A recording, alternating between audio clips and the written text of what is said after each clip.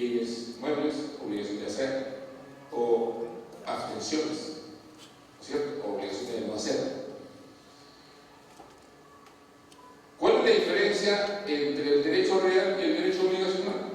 Que el derecho real constituye el conjunto de facultades o poderes jurídicos que el ordenamiento le da a una persona respecto de un bien. Y el derecho obligacional es el conjunto de derechos que le confieren a un acreedor respecto de la prestación que debe cumplir el deudor. Entonces, esos son los derechos de diferente naturaleza. Decíamos hace un momento, conversando en los preludios de esta reunión con Ford, que eso es en el laboratorio. Es decir, eso es en la separación que el legislador hace o que el profesional, el investigador de derecho hace para obtener de la figura la máxima cantidad de características, propiedades o beneficios que tiene cada figura, porque en la realidad van juntas. Difícilmente encontrarás ejerciendo el derecho de propiedad químicamente puro, o difícilmente encontrarás relaciones personales sin que existan bienes. Entonces, en la vida misma se encuentran mezcladas. Derechos reales y derechos obligacionales están juntos, pero se separan para un mejor análisis. Se separan para conocer mejor sus elementos, sus características, sus potencialidades y conseguir mejor sus beneficios.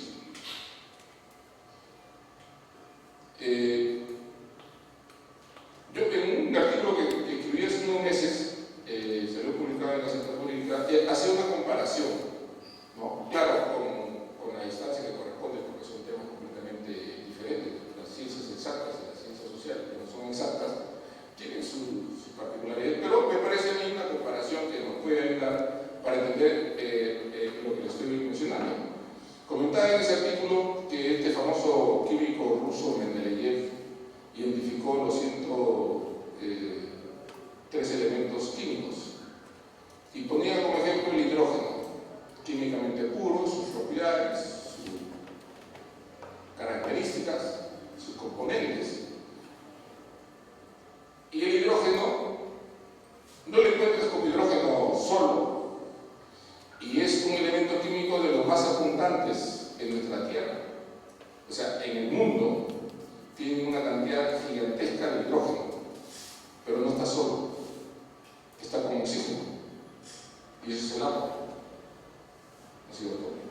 Si nosotros dijéramos que el hidrógeno no existe porque no aparece solo, toda vez que está con el agua, entonces no podríamos haber aprovechado, no se hubiese aprovechado las potencialidades que tiene este elemento para la propia necesidad, cubrir las necesidades del ser humano, ¿no es cierto? Y sus combinaciones con otras figuras, con otros elementos químicos.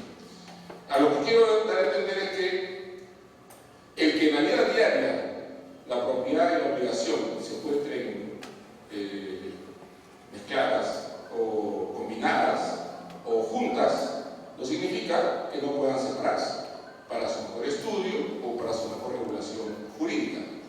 El legislador entonces ha distinguido derecho real y derecho obligacional y les ha dicho que esos son derechos de diferente naturaleza. A eso se refiere cuando señala los derechos de diferente naturaleza.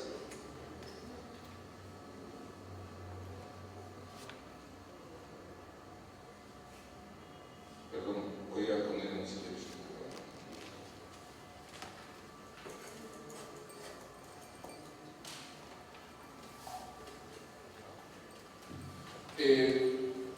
Muy bien, entonces cuando el código habla de derechos de diferente naturaleza, está hablando de esos derechos, con sus características, de las que estoy mencionando.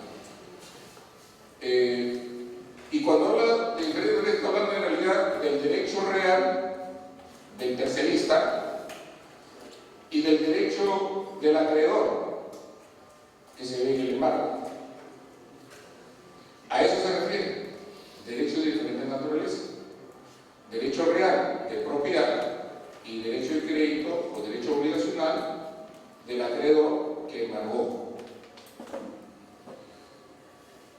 ¿Qué disposiciones se aplican? Las del derecho común.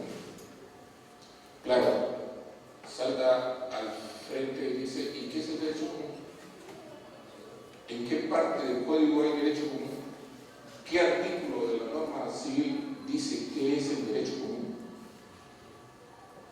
Como no se dice nada sobre el derecho común, entonces esa norma no sirve para nada. No sirve para nada porque no adivina por qué es el derecho común.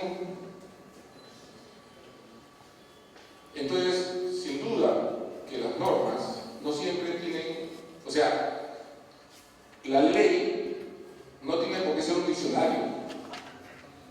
Hay muchas figuras que están en la ley que se entiende su contenido a través de la doctrina o a través del derecho comparado. No todo tiene definición en el código, porque si el código tuviera las definiciones, serían tomos de tomos, porque cada palabra tendría que estar definida, ¿cierto? ¿Y qué cosa es el derecho común?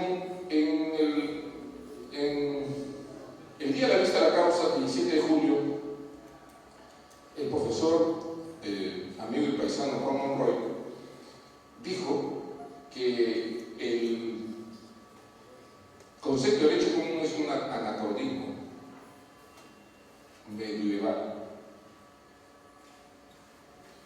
En consecuencia, no tendría por qué ser aplicado. Pese a que él es de la tesis que debería prevalecer el derecho real, ¿no?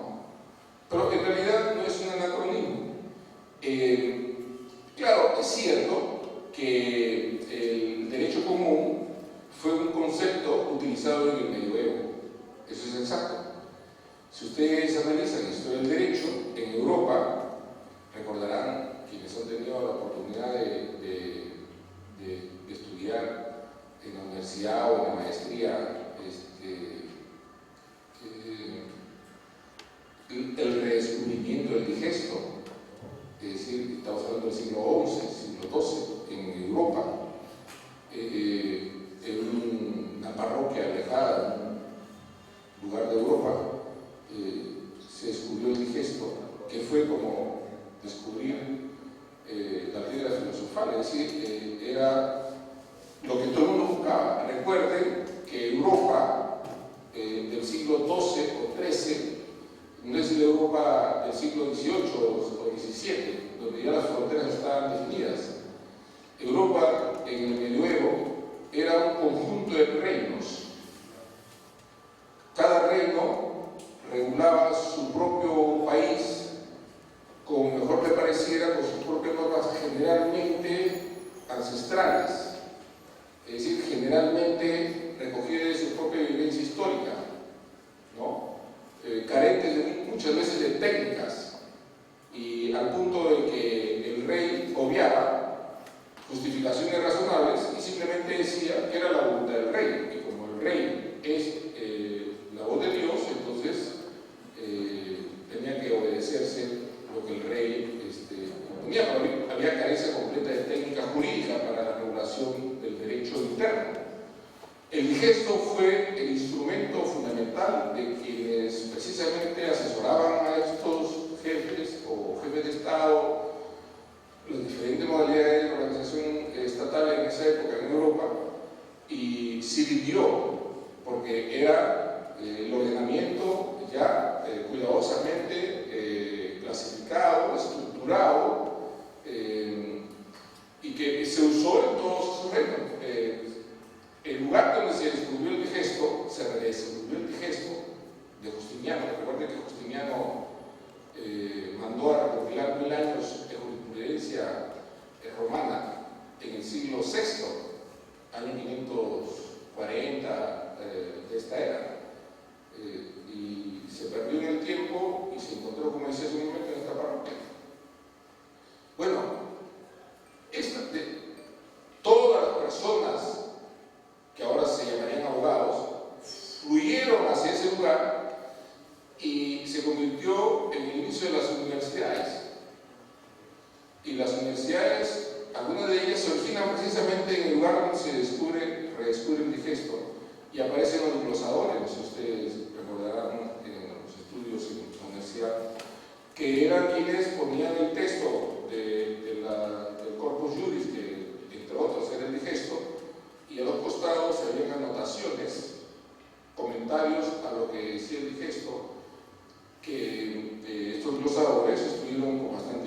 Grecia durante varios siglos en el medioevo.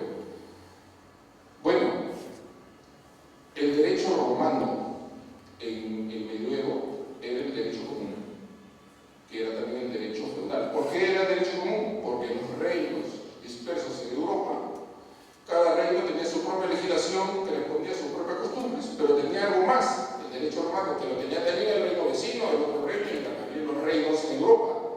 Entonces, los reinos en Europa en esa época tenían algo que era común a todos, que era el derecho romano, y algo que tenía en particular que eran los derechos locales de cada reino, de cada país en ese entonces. Entonces, cuando en el medioevo se hablaba del derecho común, se hablaba de lo que era común a todos los reinos, que era el derecho romano, que se recogía del Digesto. Que también, por supuesto, en toda Europa había el feudalismo, que era un sistema de organización económica que se basaba en el poder de la tierra, la propiedad de la tierra, ¿no? Y el derecho canónico, por supuesto, el derecho canónico porque la Iglesia estaba presente en todos los países y el Vaticano, Roma era uno de los poderes políticos más importantes en los reinos de Europa. Entonces, el derecho romano, el derecho feudal y el derecho canónico era el derecho común. Aparte del derecho de cada uno de los países que tenían por sus propias características. Ese sí es el derecho común obsoleto, anacrónico. Yo creo que el legislador peruano, cuando puso el derecho común, no se refería a ese derecho, porque ese derecho no existe ahora. Se refería al derecho que contemporáneamente se reconoce como el derecho civil no especializado. O sea, la madre, se dice la madre, alguien dijo que el padre era el derecho penal, pero la madre del derecho es el derecho civil. Y en el derecho civil, positivizado es el Código Civil. Entonces, si ustedes tienen que el derecho civil, del derecho civil se han desprendido materias que nacieron con él, se han ido desprendiendo. Por ejemplo, el contrato de trabajo era parte del derecho civil, pero ahora el contrato de trabajo pues ya no está en el derecho civil, ¿no? El derecho familiar ha tomado su vida propia, está en el Código Civil, pero en realidad tiene principios propios, autónomos, y ya no podría decirse que es un derecho civil en estricto, es un derecho especializado. Entonces, las materias del derecho civil que aún no han tenido especialización, entonces es el derecho común. El derecho común en el derecho civil es el que se aplica supletoriamente a los derechos especializados. En todo lo que los derechos especializados no esté regulado, se aplica la regla del derecho común, es decir, al derecho civil que subsiste aún en el Código Civil y cuyas reglas se extienden a los derechos especializados cuando estos derechos especializados no regulan expresamente determinadas figuras. Tienen ustedes, por ejemplo, la ley de títulos de valores, el derecho mercantil, entendido, por ejemplo, la ley de sociedades, ¿no?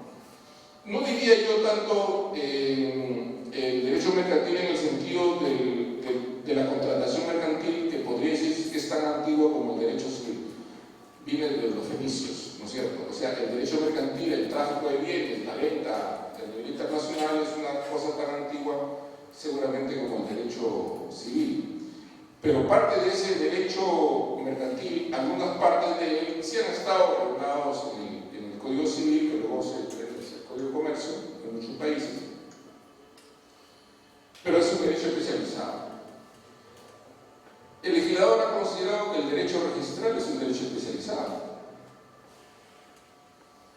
Y es un derecho especializado, entiendo yo, así calificado por el legislador desde el momento en que dice que para el conflicto de dos de derechos de diferente naturaleza aplica la del derecho común, es porque excluye al derecho registral. Así lo reconoce Delia Reboredo.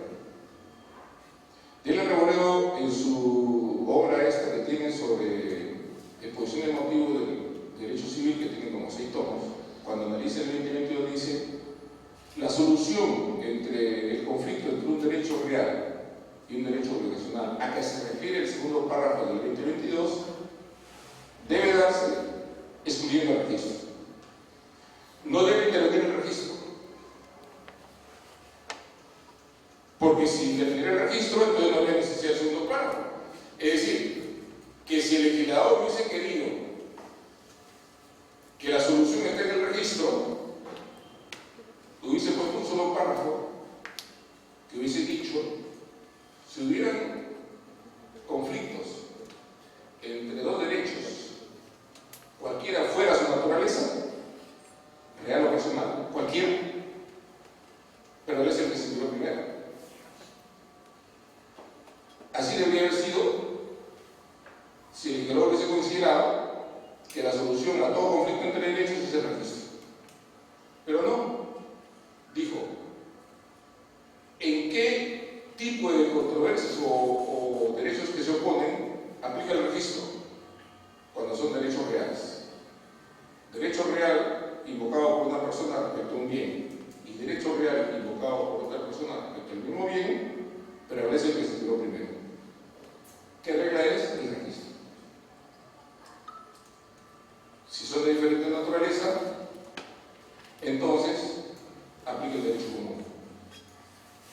¿Se podrá entender acaso que ahí esté incluyendo el registro? No.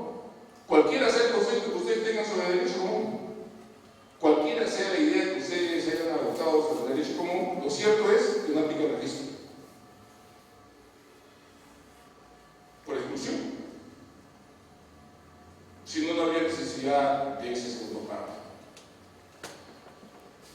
Esa es una interpretación, me parece, comúnmente aceptada. No aplica las reglas del registro. ¿Y qué aplica? Al derecho común. ¿Y cuáles son esas? ¿Acaso el derecho real pesa más, es más importante que el derecho de crédito? No. Porque el derecho real es erga omnes y el derecho de crédito es solamente. Porque el derecho real se lo puedo poner a todos y el derecho de crédito solo a uno. ¿Ese es el fundamento? No. El fundamento es la antigua regla de primero en el tiempo, mejor en el derecho. Esa es la regla del derecho común, pero sin registro. Pero sin registro. Porque si hubiera registro, gana el registro. Si aplica la regla del registro, gana el registro. Si aplica las reglas del derecho común en el sentido que el derecho que se adquirió primero prevalece sin aplicar la ley del registro, entonces gana quien adquirió el derecho primero. Y si decimos que el derecho de propiedad se adquirió primero que el derecho que tuvo el acreedor cuando embargó, en otras palabras, que el embargo fue después de adquirir la propiedad, gana la propiedad.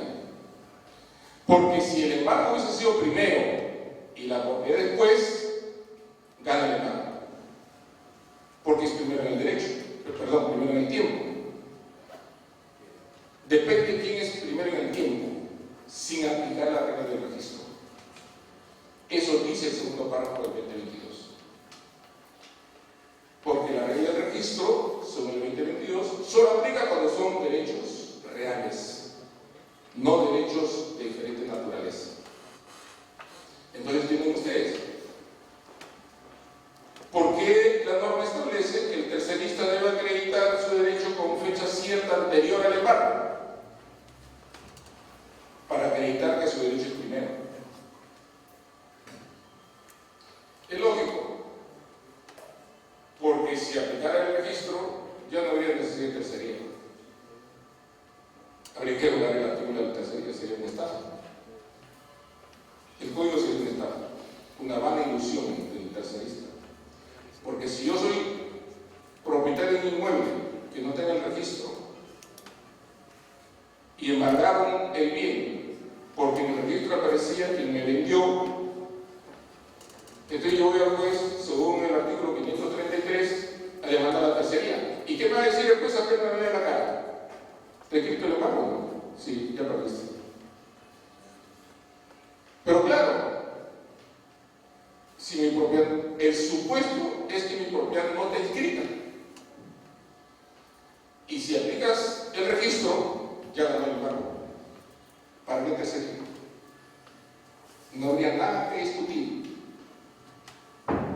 Precisamente la tercería es el mecanismo procesal que conecta con el segundo párrafo del 2022. Digamos, el instrumento que hace realidad en sede judicial la regulación del 2022 es la tercería.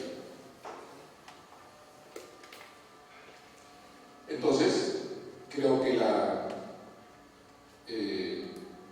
la opción que tiene el tercerista es probar que su derecho es primero. No es sujetarse a la regla del registro, porque si el tercerista se sujeta a la regla del registro, es un neonato. Antes de iniciar el proceso está muerto. Y 533 debería derogarse del Código Procesal Civil. Ahora bien, y con esto termino, para cederle, digamos, la posición al amigo Foro. ¿Por qué esta alternativa? ¿Por qué este mecanismo sustantivo del artículo 2022 del Código Civil y de la tercería? ¿Por qué el legislador decidió que cuando un derecho real se confronta con un derecho personal, tiene que aplicarse la regla del derecho común en el sentido que primero en el tiempo, mejor en el derecho sin el registro? ¿Por qué? Porque la propiedad de nuestro país se constituye fuera del registro. Y más trágico todavía, tú puedes ser propietario sin que se te entregue el bien. Más trágico todavía, el que te vende puede no tener el bien y puede no estar en el registro y la transferencia paga. Porque en nuestro país, para ser propietario, solo se requiere ponerse de acuerdo con el transferente. La sola obligación de enajenar un inmueble convierte al acreedor en propietario. Es decir, ¿qué sistemas tenemos de transferencias inmobiliarias en el mundo? La más conocida, hay muchas por supuesto, pero las más conocidas, las más usadas, las más difundidas son tres. Título y modo, que es el origen romano, que está vigente en España.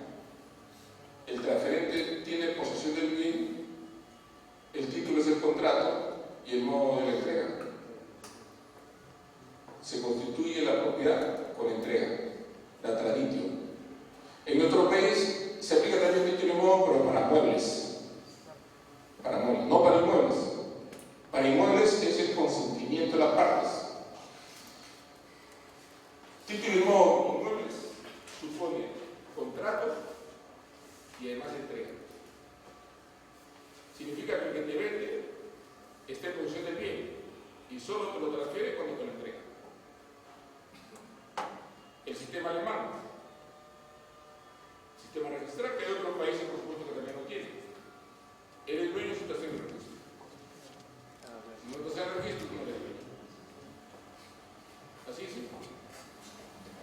¿Cuál de los dos sistemas se aplica en nuestro país? Ninguno. Solo el mero consentimiento. Tú puedes ser propietario sin tener el bien y puedes adquirir el inmueble válidamente sin que te lo entreguen. Es más, el que te lo vendió puede no tenerlo. Es más, el que te lo vendió puede no estar en el registro. Esa incertidumbre jurídica que se genera de la titularidad de los bienes inmuebles es que permitió o obligó, digámoslo así, al legislador a introducir este segundo párrafo del 2022 para proteger ante la eventualidad de que el bien de quien no tenga el registro pueda ser embarcado. Hay que tener cuidado, porque el embargo no es un derecho. Y no podemos comparar el que yo inscriba mi propiedad vía una compraventa en el registro, porque lo compré y que en el registro aparece con facultad para hacerlo, porque ahí hay un derecho de propiedad, al embargo. El embargo es el ejercicio de un imperio del juez, que expresa procesalmente el derecho del acreedor, pero no es un derecho en sí mismo. Tan así que no es un derecho en sí mismo que si se declara fundada la tercería, se levanta el embargo. ¿Se perderá el derecho de crédito? No, el acreedor sigue siendo acreedor. Claro, se le hará más difícil la recuperación del crédito, porque él no tiene más bienes que eso, tendrá que buscar otros bienes. O lo declarará insolvente al deudor, ya verá por qué hace, pero él sigue siendo acreedor. Su derecho de crédito sigue incólume. El derecho, el embargo, es una afectación jurídica que exterioriza o hace visible prudencialmente el derecho del acreedor, pero no es el crédito, ni es el derecho de acreencia del titular del crédito. ¿Y el embargo es un derecho real? No. ¿Por qué no es un derecho real? Porque nuestros país solo son derechos reales los que la ley dice. Y no hay ninguna norma que diga que el embargo es un derecho real. Como si lo de la hipoteca. ¿El embargo es un inmueble? Podría ser, sí. El artículo 885 del Código Civil, inciso 10, dice: son inmuebles 1, 2, 3, 4, 10 los derechos sobre inmuebles inscribibles en el registro. El embargo es un derecho que expresa el acreedor, que se inscribe en el registro respecto a un inmueble, que podría decirse sí, podría ser un inmueble, pero es en realidad un derecho sobre derechos. No es un derecho sobre cosas. Decíamos que el Código Civil regula derechos sobre cosas. Para que regule derechos sobre derechos tendría que haber una regulación especial, que nuestro Código no la ve. Por ejemplo, ¿la hipoteca es un inmueble? La hipoteca es un derecho real de garantía. ¿Es un inmueble?